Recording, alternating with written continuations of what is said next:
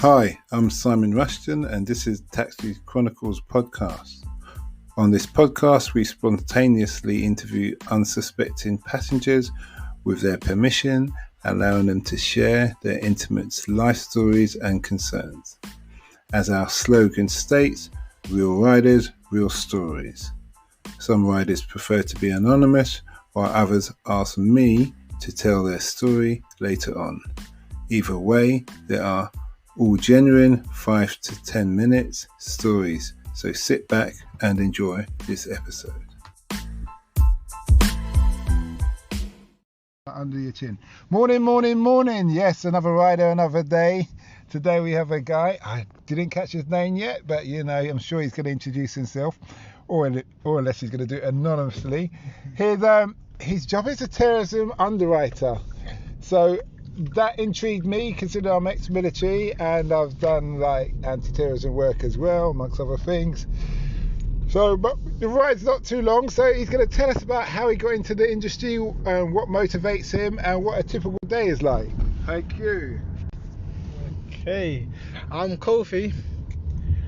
So basically, I work as a terrorism underwriter. So what is a terrorism underwriter? So terrorism, basically what we do as terrorism underwriters in general, well, you may not know, underwriting is basically the person that places the risk, takes on the risk of insurance. So you may have heard of car insurance, phone insurance, mobile insurance, but we deal more with corporate insurance. So we insure corporate assets, and of course we will insure them against, namely, the risk terrorism. So just to break it down, for example, let me just make it easy. If Barclays are one of our clients actually, and a lot of worldwide global companies, they will come with like a worldwide schedule of all their locations that they will need insured against terrorism. So we do sabotage and terrorism, strikes, riots, and civil commotion, up to full political violence. So those are the scopes of cover. So as you can imagine, right now the way the world is going, the whole strikes and riots cover is like a massive Are they covering thing. all those areas? So there's some areas now they must just say we're not interested. So what it is, it depends, because of course with terrorism you get paid a premium for the risk. So the more riskier it is, the more premium you're willing to take on. But of course now, as an underwriter, you need to assess whether it's worth it, because you need to see whether you may make a loss. And underwriters, we don't want to make losses.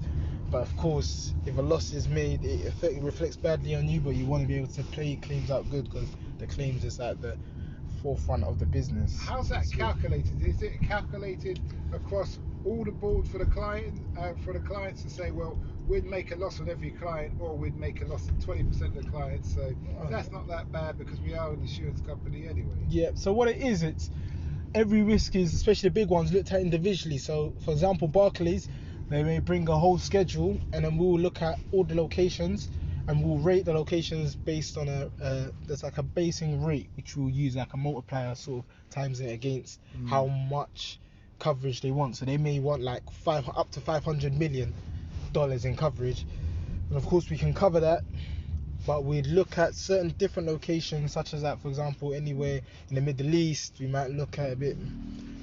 Barclays all across East Africa.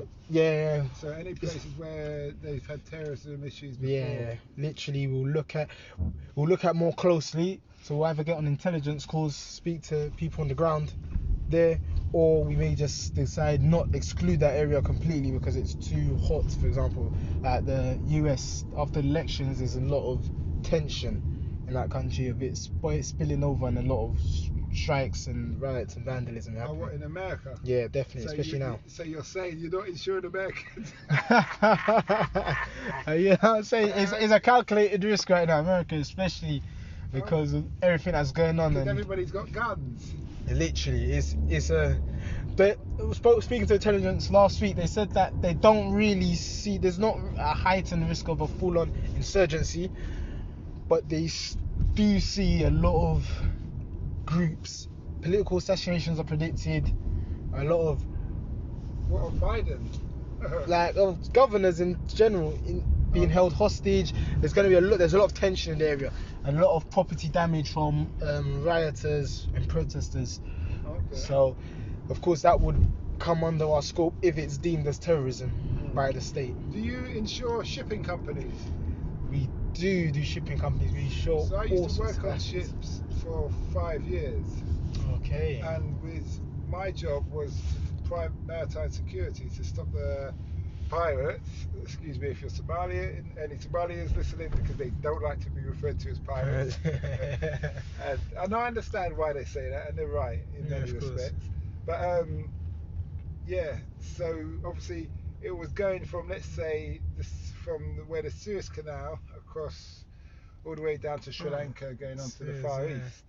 And there was a chance of them being hijacked in that respect. So you cover that kind of industry? The thing is, we tend to not like covering goods in transit. So goods that are moving, we don't like to cover them, especially if they're moving in what we would call hairy areas. Yeah. They're a bit hostile. We wouldn't really like to provide cover on that. We can where we know we have more information on the risk and we understand it. Or for example, it's like a legacy risk that one of the big brokers, for example, Aeon, may have under their accounts, and we want to keep that relationship going because it's a relationship sort of industry. So I'd say shipping, we would insure the goods in storage, but the goods that are moving were more hesitant. Is it only assets or people? Do you insure people? So we insure assets. We do people, but people, with people is very specific because we've insured a few like Middle Eastern high net worth people, but we don't like really insuring people per se, just because sometimes they can provide higher risk, because there's a lot of things we don't insure, like government buildings, government assets, government people, just because they're most likely to be the first ones or the first things hit during a terrorism incident. I understand. I hear you. So how did you get into the industry? So yeah, man, it's a bit of a weird journey there, because obviously I went to school. I was more of like a sort of a maths kid. So, but and then numbers though, isn't it? Yeah, it is a lot of numbers, but the main numbers are dealt with by the actuaries. They're like the probability guys. So I studied law, so I didn't go into like maths or anything. Went to college, done A-levels in more written sort of based subjects, and one of my teachers in secondary school was kind of like, you're a well-spoken, well-written sort of guy. I think you should look at law. So I'd done law, thought I was going to be this big-time lawyer, done a degree in it. Halfway through my degree I realised, I'm not sure about law per se. It's like kind of life draining. So I just thought, let me look towards other industries, and then because I'm kind of like a networker, I believe your network is your net worth. So been around, done a few internships, got invited to an event at the Worshipful Company of Insurers, went to that. Now I started going back to it like for 4 years on the trot. And one of the years I just thought, okay, I'm going to leave here with a sort of work experience opportunity. I'm not leaving without something. And this was just as I was about to finish my degree, so I managed to get some experience. And then from LinkedIn, really managed to just network about every event I'll go to. I'll make sure I'm there and about, and making sure I'm trying to show myself and get my face out there. And then eventually the role came up, and I took it, and I've learned most of it on the job, because it's not really like an insurance based degree where it's more of a thing you learn on the job, and there's qualifications you can do once you're inside the industry. Okay, that's good. So what's the future for yourself? What do you see as the future? Or what's the impact, I should say, you want to have in the world? Yeah, so one of my ethos is the life we live is limited, so we must strive for our legacy to be limitless.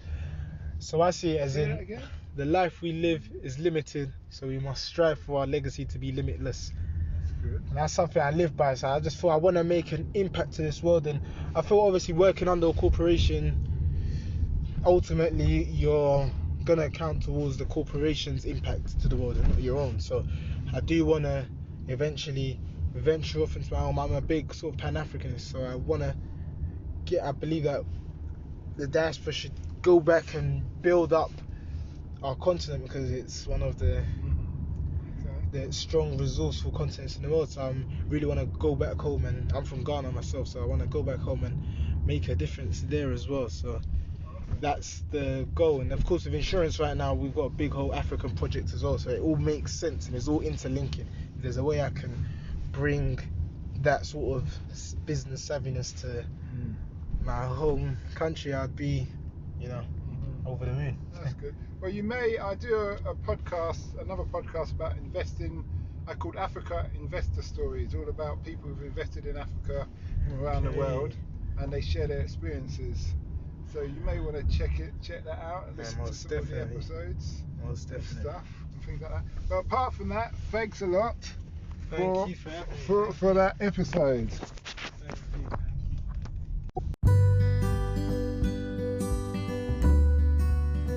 We hoped you liked that episode. Keeping in mind, we never know who we're going to interview. We post twice a day, 8 a.m. and 5 p.m. GMT. Have you ever considered the future economies to invest in? Why not listen to our sister podcast, Africa Investor Stories?